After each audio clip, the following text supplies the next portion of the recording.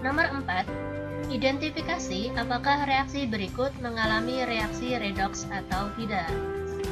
Ada beberapa istilah yang harus kalian ketahui. Pertama, reaksi autoredoks atau reaksi disproporsionasi, yaitu reaksi yang dimana terdapat zat yang mengalami reaksi oksidasi dan reduksi sekaligus. Kita memiliki PbO. O, bilangan oksidasinya -2 ya. Kita udah tahu. Nah, maka Pb bilangan oksidasinya adalah +2. H2SO4 sudah hafal. H adalah +1, O -2, dan S -6. Selanjutnya, Pb +2 ya. Mengapa? Karena dia mengikat SO4 2-, sehingga Pb yang di sini harus Pb2+ ya. Maka bilangan oksidasinya adalah +2. Lalu O-nya -2, S +6. Yang di sini H+1, O -2.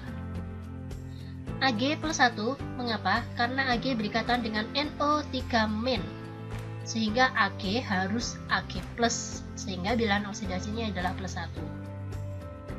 Nah, untuk NO3-, di sini kita memiliki -2 dan nitrogen +5. Bisa ya ngitungnya? Selanjutnya Na +1 dan Cl -1. Ag +1, mengapa? Karena dia mengikat Cl- ya. Kan ini di sini Cl-, maka Ag harus Ag+. Maka di sini Ag bilangan oksidasinya +1. Cl -1. Na +1. Ini -2. Nitrogen +5. Oksigen -2, maka Mn harus +4. H+1, Cl -1. Kita tahu Cl -1, maka Mn yang ada di sini adalah +2. Cl2 0 ya, bilangan oksidasi unsur bebas 0. Di sini +1 untuk H dan -2 untuk O. Selanjutnya, PbO2. -2 untuk oksigen dan Pb +4. H2SO4 udah hafal, +1, -2, +6. Pb di sini harus 0 karena unsur bebas. Di sini Pb +2 karena mengikat SO4 2-, SO4, -2 untuk O, dan +6 untuk S. +1 untuk H, dan -2 untuk O. HCl udah hafal ya, +1 sama -1. Zn harus 0 karena unsur bebas. ZnCl2, Cl-nya -1, Zn +2, H2 0. Di dalam reaksi redoks berarti terjadi reaksi oksidasi dan reduksi. Dan ya, berarti dua-duanya.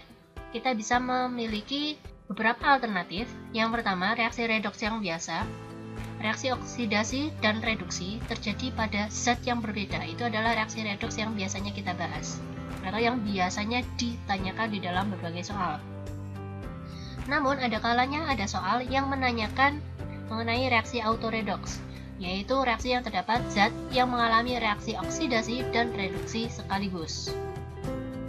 Kita lihat yang A, dia tidak mengalami perubahan bilangan oksidasi sehingga tidak terjadi reaksi redoks. Yang B, ini juga tidak terjadi perubahan ya. Jika kita bisa mengamatinya, yang terjadi baik di A ataupun B ini hanyalah reaksi pertukaran pasangan. Coba perhatikan, semua bilangan oksidasinya masih sama. Ion-ion poliatom, SO4, NO3, semuanya masih dalam bentuk yang sama, ya kan? Sehingga secara sekilas mata kita bisa melihat bahwa baik A atau B tidak mengalami reaksi redoks. Reaksi redoks bisa dicirikan jika terbentuk unsur bebas atau awalnya unsur bebas, maka dia akan membentuk suatu senyawa. Kita lihat di sini MnO2. dia awalnya mengikat oksigen berubah menjadi Cl, meskipun sama-sama 2 ya, tapi bilangan oksidasinya beda, sehingga Mn awalnya plus 4 menjadi plus 2. Yang terjadi adalah reduksi. Sedangkan Cl awalnya -1 menjadi 0. Ini reaksi oksidasi. Terpisah, reaksinya adalah reaksi redoks. Selanjutnya, kita memiliki Pb plus 4 berubah menjadi Pb plus 2. Terjadi penurunan bilangan oksidasi, reduksi. Lalu, kita memiliki Pb 0 di sini dan Pb plus 2. Terjadi kenaikan ya, berarti oksidasi. Yang terjadi di sini adalah hasil oksidasi maupun hasil reduksi merupakan zat yang sama. Maka, reaksi yang terjadi adalah reaksi konproporsionasi. Agak susah ya, reaksi konproporsionasi, yaitu reaksi redoks yang memiliki hasil oksidasi dan hasil reduksi adalah zat yang sama. Selanjutnya yang ada di E, awalnya H plus 1 di dalam HCl berubah menjadi H2. Bilangan oksidasinya berubah ya, dari plus 1 menjadi 0, sehingga yang terjadi adalah reduksi. Selanjutnya, Zn awalnya bilangan oksidasinya 0 berubah menjadi plus 2, oksidasi. Ada reduksi, ada oksidasi, sehingga reaksinya adalah reaksi redoks. Baik reaksi konproporsionasi maupun reaksi disproporsionasi ataupun autoredoks merupakan bagian dari reaksi redoks, sehingga jawabannya adalah C, D, dan E. Nomor 5, pernyataan berikut yang benar mengenai persamaan reaksi berikut adalah, nah ini kita harus menentukan oksidasi dan reduksinya, sehingga kita bisa menentukan reduktor dan oksidator. Mana yang mengalami oksidasi dan mana yang mengalami reduksi. Awalnya Ag+, muatannya 1+ ya, sehingga bilangan oksidasinya adalah plus 1. Zn unsur bebas, bilangan oksidasinya 0. Ag unsur bebas, bilangan oksidasi 0. Zn 2+, ini ion 2+, sehingga bilangan oksidasinya adalah plus 2. Yang terjadi di sini ada reduksi dari Ag+ menjadi Ag dan oksidasi dari Zn menjadi Zn2+, sehingga pilihan jawaban yang pertama adalah Zn ya, maka Zn mengalami oksidasi, berarti Zn adalah sebagai reduktor. Lalu Ag+ mengalami reduksi, sehingga Ag+ sebagai oksidator, sehingga jawabannya adalah yang C. Hati-hati ya, di sini harus Ag+, karena ini yang mengalami reduksi adalah Ag+, bukan Ag.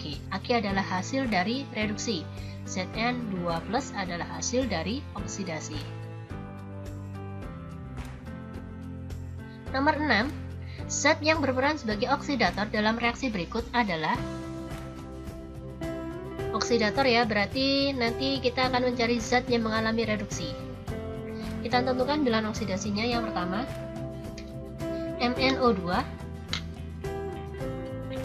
bilangan oksidasi O adalah -2, maka Mn bilangan oksidasinya adalah plus 4.